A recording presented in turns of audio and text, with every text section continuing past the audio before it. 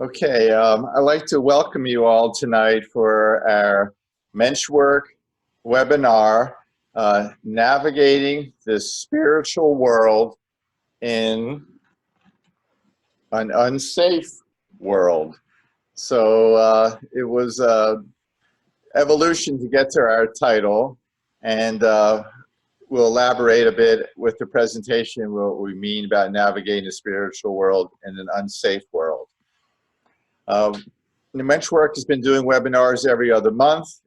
Go to our website and you will see what's on this calendar. Our past webinars, some of them have been uploaded. We're in the process of doing more of those. So you're all very welcome tonight. The format is that we're recording this first presentation from the two speakers who I'll introduce. Then there's sharing that will be confidential, non-recorded. And at the end, the presenters will try to summarize some things, and that will record that as well. As I said before, if you want to speak, there's a chat button, or if you just raise your hand and wave at me, I'll write your name down, how many people are requesting speaking. We'll divide it up by our time allotment, and we look forward to a lively discussion tonight.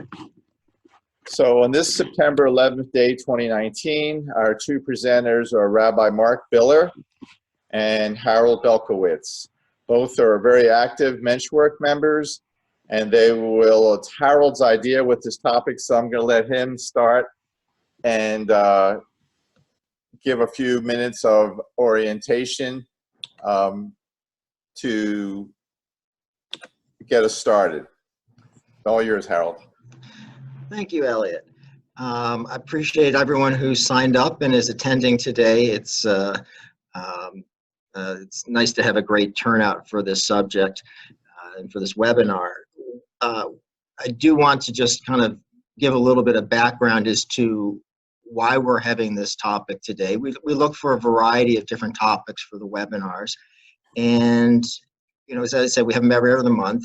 And this one, as a matter of coincidence, ended up being scheduled for September 11th, which is obviously a significant day in the United States.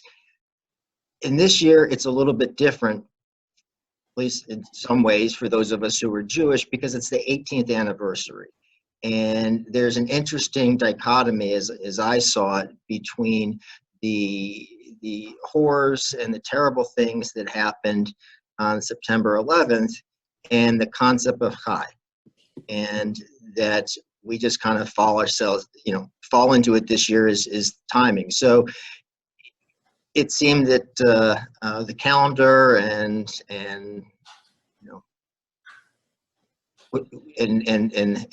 other powers were kind of handing us a topic that really seemed to address a lot of the issues that we talk about in Menschwork.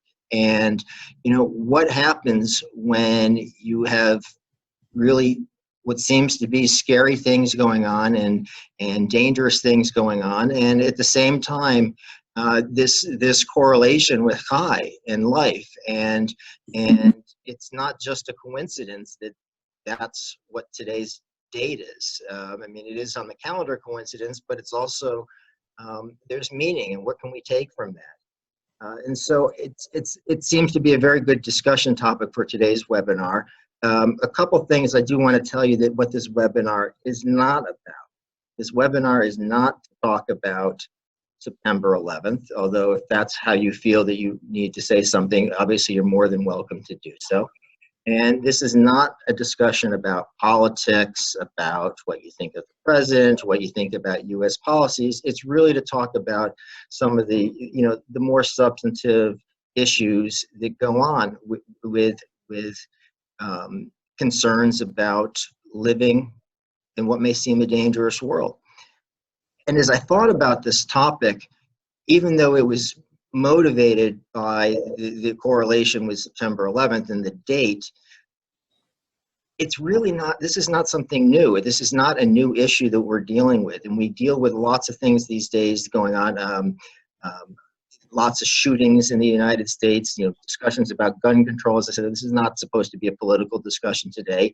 And there are a lot of scary things that go on. Terrorism, but this is not new. If we go back and think about what our parents, grandparents, and great-grandparents dealt with, it's not necessarily a different world than what might have been going on when my grandparents were trying to flee Nazi Germany on my mom's side, or when my grandparents on the other side, my dad's side, were, leaving Russia and the pogroms that were going to Jews and really terrorizing people. And so as, Mark and I were talking about this, we realized that these issues, in many ways, this is not a new changed world, and we're living a lot of the same issues that our ancestors have dealt with and that people have dealt with for a long time. And so I'm going to leave it at that thought for the time being. I know Mark's going to want to say a few words as well, and then we want to open it up to really share how other people find these topics and these issues. And I'd love to say that I have great answers and insight, but I don't know that there really is, because I think my insight to me was really that we're not really that, it's different, the circumstances are different, but these issues really are around, and how people have been dealing with them for generations and generations. But before I move on to Mark, what I do want to acknowledge is that today is a significant day in U.S. history, and that there are people, perhaps who are on this webinar right now who had personal losses, or know people who had personal losses. And to kind of just to commemorate that day, I do want to ask that we just pause for a moment of silence just to reflect on both the September 11th events and anything else that you feel may be appropriate for this moment.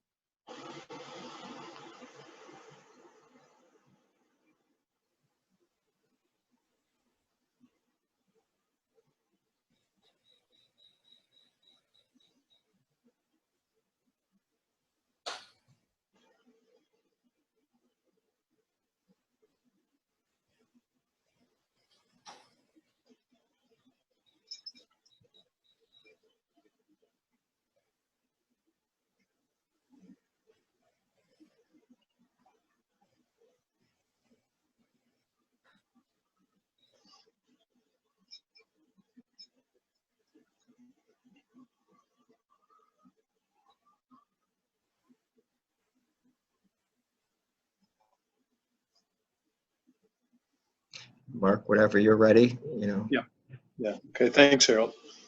So, if you are feeling traumatized by the world we're in, the good news is you're not alone, and the terrible news is that you're not alone. It's part of the human condition. It's not part of modernity, although, as Harold mentioned to me today, with the media we have, things travel more and we're aware of more. But you mentioned your grandparents. I'm guessing in caveman times, it was people are dealing with trauma and then had to deal with it and make meaning out of life. So I brought in a couple of Torah texts just to give us some Jewish context, and of course we'll open the discussion to everybody. And what I want to say is, no matter what you believe about the Torah, if you believe it's from God, if you believe it's man-made, if you believe it's some combination, the pieces that are in there are no accident, and they are sending us messages, and the way they're ordered are sending us messages, and that's a little bit of what I'd like to look at. So, Elliot, are you able to put the text on the screen? Yes. I had a chance to print them, but okay, now oh, there we go. Okay, can people see that? Okay, so we're going to start with two texts. The first one we're looking at is from the creation story, which I've written as before, and I call this God's hope. This is God's plan for humanity. If you imagine a parent with their first hopes for their first children, this is what God hopes the world will be like. And then the next text we'll look at is going to be when Noah gets out of the boat, and we have a very chastened God and a chastened message about the world. So let's go back to the before. Let's go to the top part. Elliot, yeah, there we go. Okay, so, and God said to them, "Be fertile and increase, fill the earth and master it, and rule."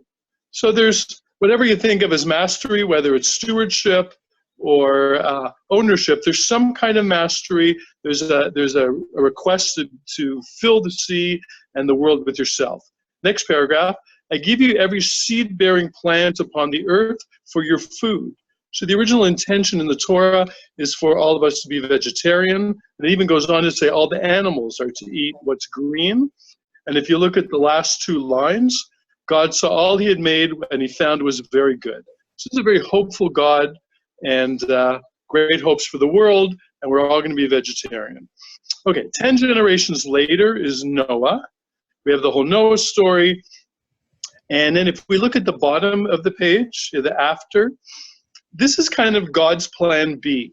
10 generations later, God looks at his dream children, and the place has become such a mess. He wants to drown them all except for one family.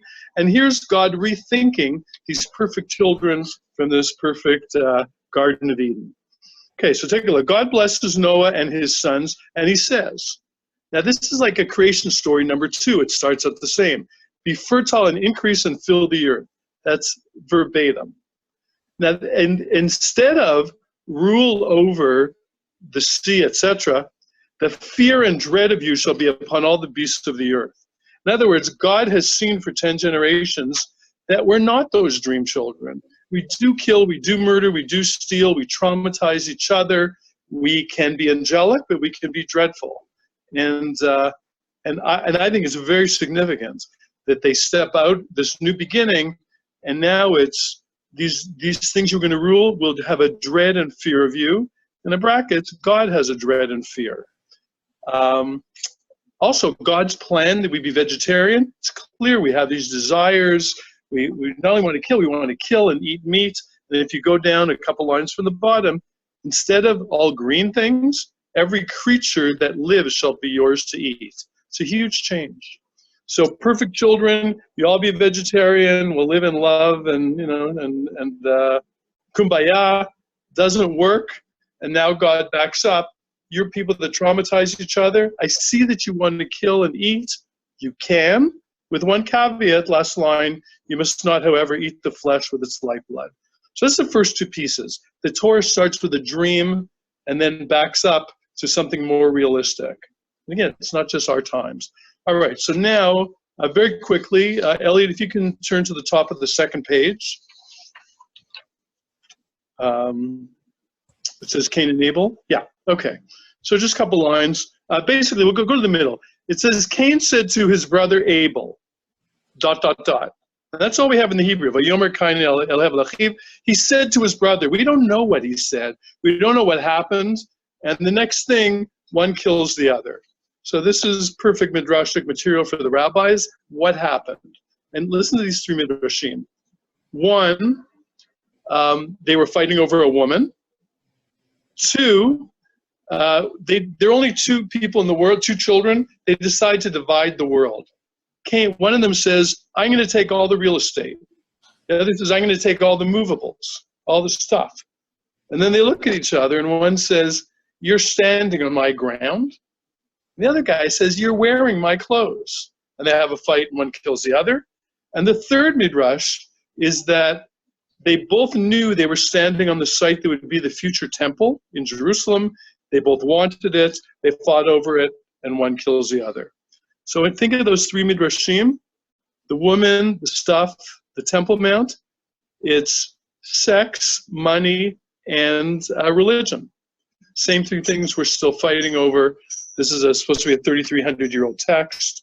So those are my kind of intros from Jewish texts, that the traumatizing is not new, and that the search for hope, which is God picking a family to start all over again, maybe I can redo things, change the rules. It's built right into the stories, that trauma and then looking for a way to hope. And that's what I wanted to start with. And now, Elliot, if you want to open it to people for their own personal experiences.